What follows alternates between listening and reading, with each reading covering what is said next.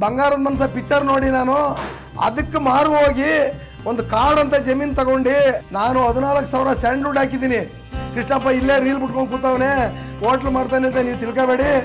ಎಷ್ಟೋ ಜನ ಹೊಸಕೋಟೆಗೆ ಹೋಗ್ತಾರೆ ಬಿರಿಯಾನಿ, ನಮ್ಮ ಬೆಂಗಳೂರು ಜನ ತಿನ್ನಕ್ಕೆ. ಹೊಸಕೋಟೆರು ಇಲ್ಲಿ ಬರ್ತಾರೆ, ನಂಬ್ತೀರೇನಪ್ಪ ನೀವು ಹೇಳಿದ್ರೆ. ತಾಳಿದಾನು ಬಾಳಿಯಾನು, ವೆಜ್ನವರು ನಾನ್ ವೆಜ್ ಅವರು ಎಲ್ಲರೂ ಇಷ್ಟಪಟ್ಟು ಮಾಡೋವಂಥ ಡಿಶ್ ಇದು.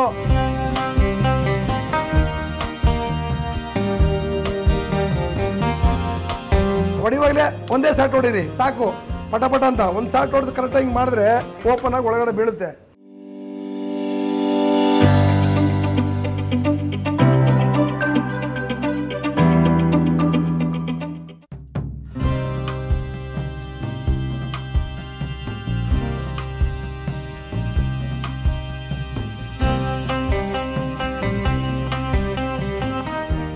ನಮಸ್ಕಾರ ನಮಸ್ಕಾರ ನಮಸ್ಕಾರ. ಒಗರಡೆ ಬಿ ಮುರಳಿ ಸಾರ್ಗೊಂದು ನಮಸ್ಕಾರ ಮಾಡಿ ಕೆಲಸ ಸ್ಟಾರ್ಟ್ ಮಾಡ್ತಾ ಇದ್ದೀನಿ. ಯಾಕೆಂದರೆ ಅವ್ರನ್ನ ಪ್ರತಿ ಎಪಿಸೋಡಲ್ಲಿ ನಾವು ನೆನೆಸ್ಕೊತಾನೆ ಇರ್ತೀವಿ. ಮುರಳಿ ಸಾರ್ ನಮಗೆ ಗುರುಗಳವರು. ಮುಂದಿನ ಕೆಲಸ ಸ್ಟಾರ್ಟ್ ಮಾಡೋಣ. ನಮ್ಮದು ಮನೆ ಬಾಡೂಟ ಕಾರ್ಯಕ್ರಮ ನೀವೆಲ್ಲರೂ ನೋಡ್ತಾನೆ ಇದ್ದೀರಾ, ಇದೇ ಥರ ನೋಡ್ತಾನೆ ಇರಿ. ಈಗ ವಿಶೇಷವಾಗಿ ಒಂದು ಬ್ರೆಡ್ ಆಮ್ಲೆಟ್ ಮಾಡಿ ತೋರಿಸ್ತಾ ಇದ್ದೀವಿ. ಬ್ರೆಡ್ ಆಮ್ಲೆಟ್ ಏನು ರೀ ವಿಶೇಷ, ಅದು ಯಾರು ಬೇಕಾದ್ರೆ ಮಾಡ್ಬೋದು ಅಂತ ಅನ್ಬೋದು ನೀವು. ಬ್ರೆಡ್ ಆಮ್ಲೆಟಲ್ಲೇ ಇರೋದ್ರಿ ತಾಕತ್ತು. ನೀವು ಹೋಗಿ ಒಂದು ಯಾವ್ದಾರ ಹೋಟ್ಲ್ಗಳಲ್ಲಿ ಬ್ರೆಡ್ ಆಮ್ಲೆಟ್ ಅಂದರೆ 2 ಮೊಟ್ಟೆ ಹೊಡ್ಬಿಟ್ಟು ಹಿಂಗೆ ಅಂದ್ಬಿಟ್ಟು ಪುಸ್ಕಂದ್ಬಿಟ್ಟು ಆಗ ಮಡಿಸ್ಕೊಟ್ಬಿಡ್ತಾರೆ. ಅದೆಲ್ಲ ಬ್ರೆಡ್ ಆಮ್ಲೆಟು. ಬ್ರೆಡ್ ಆಮ್ಲೆಟ್ ಮಾಡೋಕ್ಕೆ ಅದರದ್ದೇ ಒಂದು ಘನತೆ ಗೌರವ ಇದೆ. ಅದನ್ನು ನೀವು ತಾಳ್ಮೆಯಿಂದ ಪೇಷನ್ಸಿಂದ ನೋಡಿ, ನಿಮಗೂ ಒಪ್ಕೋತೀರಾ. ಇದು ಅಷ್ಟೊಂದು ಅದ್ಭುತವಾದ ರೆಸಿಪಿ ಕಣ್ರಿ ಇದು. ನೀವು ಇವತ್ತು ಮನೇಲಿ ಊಟ ಮಾಡೋಂಗಿಲ್ಲ, 4 ಜನ ಇದ್ರಿ ಅಂದರೆ 15 ಮೊಟ್ಟೆ, 1 ಪೌಂಡ್ ಬ್ರೆಡ್ಡು, ಅವತ್ತ ಫುಲ್ ಊಟ ಇದು. ಆ ಥರದೊಂದು ಬ್ರೆಡ್ ಆಮ್ಲೆಟ್ ಇದು. ಇದನ್ನು ನಾನು ಈಗ ಸ್ಟಾರ್ಟ್ ಮಾಡ್ತಾ ಇದ್ದೀನಿ. ಇದಕ್ಕೆ ತುಂಬ ಐಟಮ್ ಏನು ಬೇಕಾಗಿಲ್ಲ. ನಾನು ಎಗ್ ಯೂಸ್ ಮಾಡಿದ್ದೀನಿ 15, 1 ಪೌಂಡ್ ಬ್ರೆಡ್ ಯೂಸ್ ಮಾಡಿದ್ದೀನಿ, ಈರುಳ್ಳಿ ಯೂಸ್ ಮಾಡಿದ್ದೀನಿ, ಅಲ್ಲಿಂದ ಮೆಣಸಿಕಾಯಿ, ಕೊತ್ತಂಬರಿ ಸೊಪ್ಪು. ಮಾಡುವ ವಿಧಾನ ಚೇಂಜ್ ಇದೆ. ನೀವು ಹಸಿ ಬ್ರೆಡ್ನೇ ಹಾಕ್ಬಿಟ್ಟು ಆಮ್ಲೆಟ್ ಹಾಕಿದ್ರೆ ಮಡ್ಚ್ಕೊಂಡ್ಬಿಡುತ್ತೆ, ಪಟಕ್ಕಂತ ಕಿತ್ತೋಗ್ಬಿಡುತ್ತೆ. ಅದಕ್ಕೆ ಏನು ಮಾಡಬೇಕು ಅಂತ ನೀವು ಶಾರ್ಪಾಗಿ ನೋಡ್ತಾ ಹೋಗಿ. ನಾವೆಲ್ಲ ಡೀಟೇಲಾಗಿ ಹೇಳ್ತಾ ಇದ್ದೀವಿ ನೋಡಿ. ಇಷ್ಟೇ ಬೇಕಾಗಿರೋ ಸಾಮಾನಿದು. ಈಗ ಕೆಲಸ ಸ್ಟಾರ್ಟ್ ಮಾಡ್ಕೊಳ್ಳೋಣ. ಗಟ್ಟಿಯಾಗಿರೋ ಇಂಚು ತಗೊಳ್ಳಿ, ಸ್ವಲ್ಪ ಸೀದೋಗ್ದಂಗೆ ಇರಲಿ, ತಳ ಹಿಡಿಬಾರ್ದು. ಈಗ ಸ್ಟಾರ್ಟ್ ಮಾಡೋಣ. ಇದು ಒಲೆ ಹಚ್ಬಿಡೋಣ. ಬ್ರೆಡ್ಡು ಸ್ವಲ್ಪ ಪಕ್ಕದಲ್ಲಿ ಮಡಿಕೊಳ್ಳೋಣ, ಏಕೆಂದರೆ ಬಿಸಿ ಆಗಿಬಿಟ್ರೆ ಒಲೆ ಪಕ್ಕ ಬಿಸಿ ಆಗಬಾರ್ದು. ನಾನು ಒಲೆ ಹಚ್ತಾ ಇದ್ದೀನಿ ನೋಡ್ಕೊಳ್ಳಿ. ಈಗ ಫಸ್ಟ್ ಏನು ಮಾಡೋಣ ಅಂದರೆ ಬ್ರೆಡ್ನ ಕಂಪ್ಲೀಟಾಗಿ ರೋಸ್ಟ್ ಮಾಡಿ ನಾವು ಮಡಿಕೊಳ್ಳೋಣ.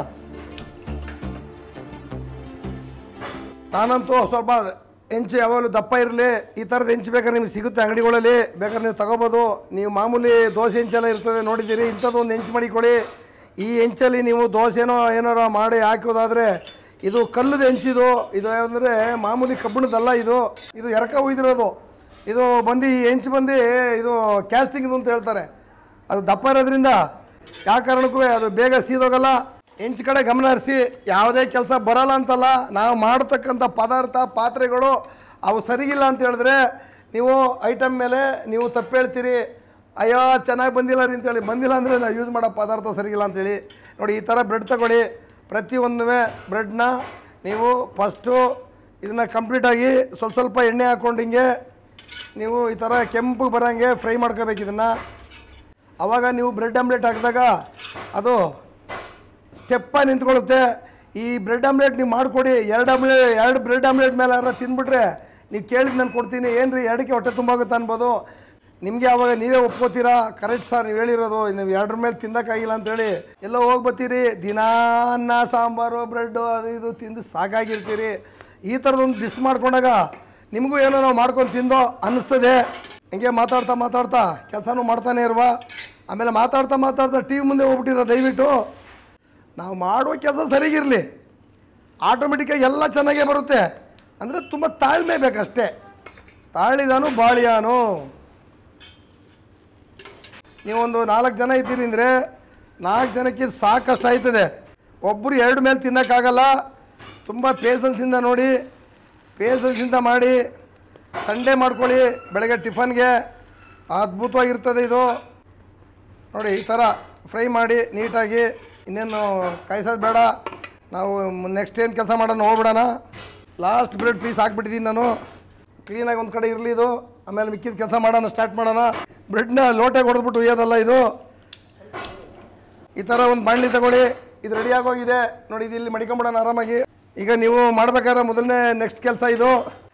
ನೀವು ಈ ಎಪಿಸೋಡ್ನ 2 ಸೆಕೆಂಡ್ ನೋಡ್ಬಿಟ್ಟು ಆಪ್ ಗಿಪ್ ಮಾಡಿಬಿಟ್ಟಿರಾ. ಇದರಿಂದ ನಿಮಗೆ ತುಂಬ ಉಪಯೋಗ ಇದೆ. ಎಲ್ಲ ಹೊರ್ಗೋಗಿ ಬಂದ್ರೂ ಮನೆಗೆ ಹೋಯ್ತಾ ಒಂದು ಬ್ರೆಡ್ ಇಟ್ಕೊಂಡು ಒಂದು 10 ಮೊಟ್ಟೆ ಇಟ್ಕೊಂಡು ಹೋಗ್ಬಿಟ್ರೆ ಸ್ವಲ್ಪ ಈರುಳ್ಳಿ ಕೊತ್ತಂಬರಿ ಸೊಪ್ಪು ಹಸಿಮೆಣ್ಸಿಕಾಯಿ ಇದ್ದರೆ ಬಾಂಬಾಟ್ ಭೋಜನ ಇದು. 150 ಗ್ರಾಮ್ ಆಯಿಲ್ ಹಾಕ್ಕೊಳ್ಳೋಣ. 150 ಗ್ರಾಮ್ ಆಯಿಲ್ ಇರಲಿ. ಆಯಿಲ್ ಕಾದ ತಕ್ಷಣ ಈರುಳ್ಳಿ ಬೇಕಿದ್ದಕ್ಕೆ ಈರುಳ್ಳಿ ಹಸಿಮೆಣ್ಸಿಕಾಯಿ ಕೊತ್ತಂಬರಿ ಸೊಪ್ಪು ಫ್ರೈ ಮಾಡಿ ಸಂಪಳ ಮಾಡ್ಕೋಬೇಕು. ಇದನ್ನು ದೋಸೆ ಸಂಪಳ ಥರ ಮಾಡ್ಕೋಬೇಕು. ಸಿಂಗಲ್ಲಿ ನೀವು ಹಾಕ್ಬಾರ್ದು ಯಾವ ಕಾರಣಕ್ಕೂ. ಸಿಂಗಲ್ಲಿ ಹಾಕಿದ್ರೆ ಅದು ಈ ನಮ್ಮ ಗಾಡಿ ಮೇಲೆ ಅಲ್ಲಿ ಇಲ್ಲಿ ಎಲ್ಲರೂ ಹೋದಾಗ 2 ಬ್ರೆಡ್ ಆಮ್ಲೆಟ್ ಕೊಡ್ರಿ ಅಂದರೆ ಅದು ಆ ಥರ ಮಾಡಿಕೊಟ್ಬಿಡ್ತಾರೆ. ಆ್ಯಕ್ಚುಲಿ ಅವರು ಇದೇ ಥರ ಮಾಡ್ಕೋಬೋದು. ಆ ಪೇಷನ್ಸ್ ಇರೋಲ್ಲ ಅವ್ರಿಗೆ. ನಾವೇನು ಹೇಳೋಕ್ಕಾಗುತ್ತೆ. ನಾವು ಕಲಿಸ್ಕೊಡೋ ಕೆಲಸ ನಮ್ಮದು.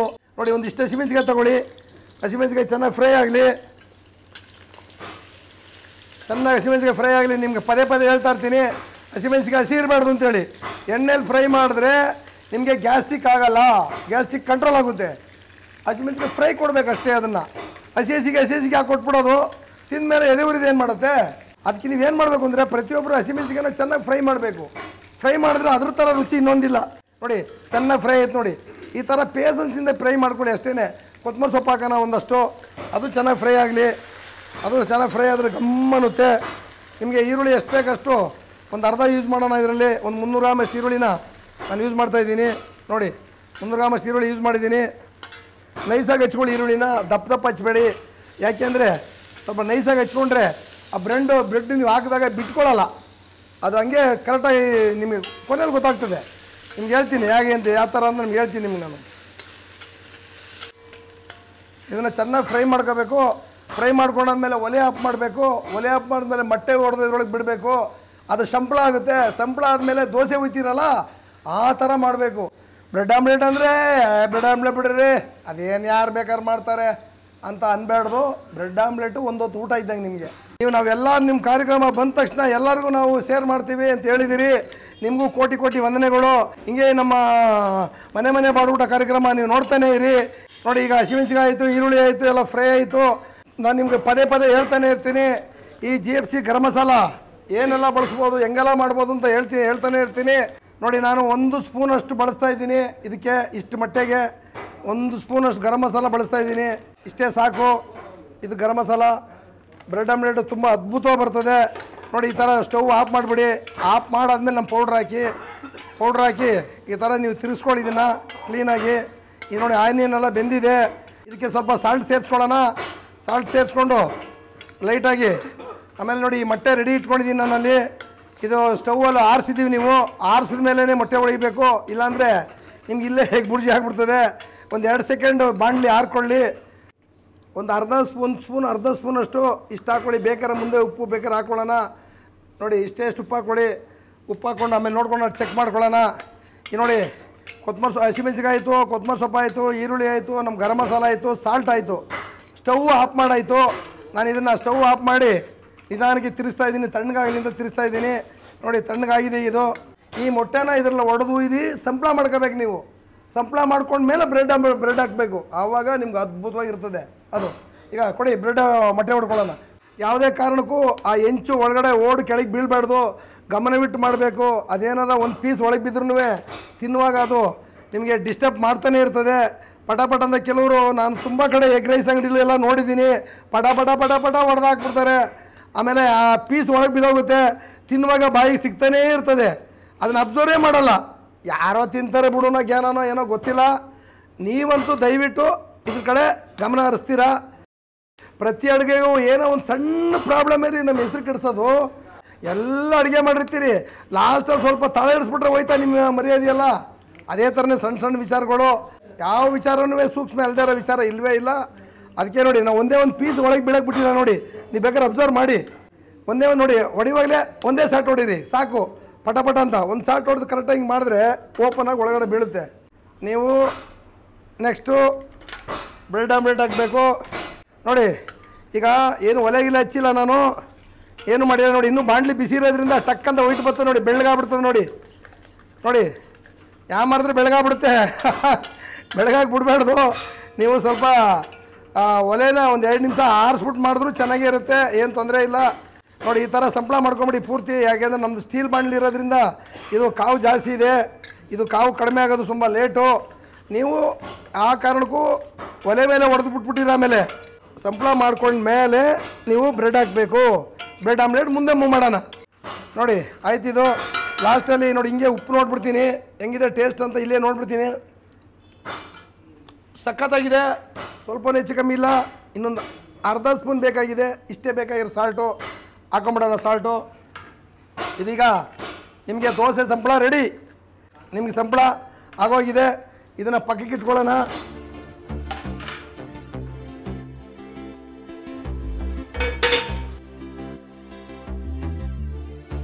ನೋಡಿ ಹಿಂಗೆ ತೊಗೊಳ್ಳಿ. ಎಣ್ಣೆ ಹಾಕೊಳ್ಳಿ. ಸ್ವಲ್ಪ ಎಣ್ಣೆ ಹಾಕೊಂಡ್ಮೇಲೆ ಒಂದು ಸೌಟಲ್ಲಿ ನೀವು ದೋಸೆ ಸಂಬಳ ಥರ ಈ ಥರ ತೊಗೋಬೇಕು. ಸಂಬಳ ತೊಗೊಂಡು ಈ ಥರ ಒಂದು ಬ್ರೆಡ್ನ ಇಲ್ಲಿ ಹಾಕ್ಬೇಕು. ನೀವು ಒಂದು 2 ನಿಮಿಷ ವೆಯ್ಟ್ ಮಾಡಬೇಕು. ನೀವು ವೆಯ್ಟ್ ಮಾಡಿಬಿಟ್ಟು ಸ್ವಲ್ಪ ಸುತ್ತಲೂ ಬಿಸಿ ಆಗಿದೆ ಅಂತ ಗೊತ್ತಾದ ತಕ್ಷಣ ಇನ್ನೊಂದು ಸೌಟ್ ಸಂಬಳ ತೊಗೋಬೇಕು. ನೋಡಿ ಅಬ್ಸರ್ವ್ ಮಾಡಿ ನೋಡಿ ಕರೆಕ್ಟಾಗಿ. ನೋಡಿ ಈ ಥರ ಮತ್ತೆ ಇನ್ನೊಂದು ಸೌಟು ಮೇಲಿಂದ ಬಿಡಬೇಕು. ಹಿಂಗೆ ಮೇಲಿಂದ ಬಿಟ್ಬಿಟ್ಟು ಎತ್ತಾಗಿ ರೆಡಿ ಇದೆ ನೋಡ್ಕೋಬೇಕು. ಹಿಂಗೆ ಎತ್ತಾಗಿ ರೆಡಿ ಇದೆ ಅನ್ನಂಗಿದ್ರೆ ಹಿಂಗೊಂದು ಬೆಳ್ಳಲ್ಲಿ ಮಡಿಕೊಳ್ಳಿ. ಮೂವ್ ಆದರೆ ನೋಡಿ ಇಷ್ಟೇ. ನೋಡಿ ಇದನ್ನು ನೀವು ಊಟ ಅಂತೀರಾ, ಬ್ರೆಡ್ ಆಮ್ಲೆಟ್ ಅಂತೀರಾ, ಏನಂತೀರಾ ನೀವೇ ಡಿಸೈಡ್ ಮಾಡ್ಬೇಕು. ಇದು ಮನೇಲಿ ಮಾಡಿ ಯಾವ ಥರ ಇತ್ತು ಅಂತ ನೀವು ಮಾಡಿ ನಮಗೆ ಮನೆ ಬಾಡ್ಬಿಡ್ದಲ್ಲಿ ಕಾಂಪೀಟ್ ಮಾಡಿರಿ. ಅದಕ್ಕೋಸ್ಕರ ನೀವು ಮನೇಲಿ ಮಾಡಿ ತೋರಿಸಿದ್ದೀವಿ ನಿಮಗಿದು. ಮೇಲಿಂದ ಒಂದು ಸೌಟ್ ಹಾಕ್ಬೇಕು ಹಿಂಗೆ ಅಷ್ಟೇ. ಆವಾಗ ನಿಮಗೆ ಹಂಗೆ ಕ್ಯಾಚಪ್ ಮಾಡ್ದಂಗೆ ಆಗೋಗುತ್ತೆ. ನೋಡಿ ಒಂದೊಂದು ನಿಮಗೆ 1/4 kg ಮೇಲಿದೆ. ಬೇಕಾದ್ರೆ ನೋಡಿ ತೂಕ ಮಾಡಿ ನೋಡಿ. ಹಂಗೆ ನೋಡಿ ಈಗ ನಾನು ಬ್ರೆಡ್ ಆಮ್ಲೆಟ್ ಮಾಡಿ ತೋರಿಸಿದ್ದೀನಿ. ನೋಡಿ ಹೇಗಿದೆ ನೋಡಿ ಬ್ರೆಡ್ ಆಮ್ಲೆಟು. ಎಷ್ಟು ಜನಕ್ಕೆ ಊಟ ಇದು? ನಿಮಗೆ ಮಿನಿಮಮ್ 5 ರಿಂದ 6 ಜನಕ್ಕೆ ಊಟ ಇದು. ಒಂದೇ ಒಂದು ಬ್ರೆಡ್ಡು 15 ಮೊಟ್ಟೆ. ಇದೊಂದು ಅದ್ಭುತವಾದ ರೆಸಿಪಿ ಇದು. ನನಗೆ ಹೇಳಿದ್ನಲ್ಲ, ಮಹಾರಾಷ್ಟ್ರದಿಂದ ಗುರುಗಳು ಎಷ್ಟು ಜನ ಕರೆ ಮಾಡ್ತಾರೆ, ನಮಗೆ ಪ್ರೀತಿಸ್ತಾರೆ. ಕೋಟಿ ವಂದನೆಗಳು. ನೆಕ್ಸ್ಟ್ ಎಪಿಸೋಡಲ್ಲಿ ಏನು ಮಾಡ್ತಾರೆ ಅಂತ ನೀವು ಕಾದಿರಿ. ನಮ್ಮ ಚಾನಲ್ನ ಎಲ್ಲರಿಗೂ ಇದು ಮಾಡಿ. Thank you. JFCಯಿಂದ ಕೋಟಿ ವಂದನೆಗಳು. ನಮಸ್ಕಾರ. ನಾನಂತೂ ಟೇಸ್ಟ್ ಮಾಡ್ತಾ ಇದ್ದೀನಿ. ನಿಮ್ಮ ಮನೇಲಿ ನೀವು ಮಾಡಿ ಈ ಥರದ್ದು ಟೇಸ್ಟ್ ಮಾಡಿ ಹೆಂಗಿದೆ ಅಂತಿರ್ರಿ. ಇದು ಮಟನು ಚಿಕನು ಅದಕ್ಕಿಂತ ಇನ್ನೊಂದು ಪಟ್ಟು ಮೇಲು ನೋಡಿದ್ರಾ ಆ ಫಿನಿಶಿಂಗು ಇದು ಮಾಡಿರೋದೆಲ್ಲ. ಹಾಗೆ ತಿಂತಾದ್ರೆ ನೀವು ಬ್ರೆಡ್ ಆಮ್ಲೆಟ್ ತೀರ್ಮಾನ ಮಾಡೋಕ್ಕೆ ಸಾಧ್ಯವೇ ಇಲ್ಲ.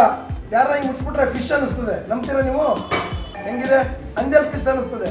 ಇದು ಮನೆ ಬಾಡುವುದರಿಂದ ಈ ಚಾನಲ್ನ ಎಲ್ಲರಿಗೂ ಹಿಂಗೆ ಪರಿಚಯ ಮಾಡ್ತಾ ಇದ್ರೆ. ಇದು ನಮ್ಮ ಕನ್ನಡಗಿರಿ ಚಾನಲ್. ಇದು ಕನ್ನಡದವರು ಬಾರ ಕಿಲಾಡಿಯವ್ರಿಗಪ್ಪ ಚೆನ್ನಾಗಿ ಮಾಡಿ ತೋರಿಸ್ತಾರೆ. ಎಲ್ಲರಿಗೂ ಅನುಕೂಲ ಆಗುತ್ತೆ ಅಂತೇಳಿ ಪಟಾಪಟ್ ಇದು ಮನೆಯಲ್ಲಿ ಮಾಡಿ ಬೇಜಾರಾಗಿದ್ದರೆ ಈ ಥರದೊಂದು ಮಾಡ್ಕೊಳ್ಳಿ. Thank you.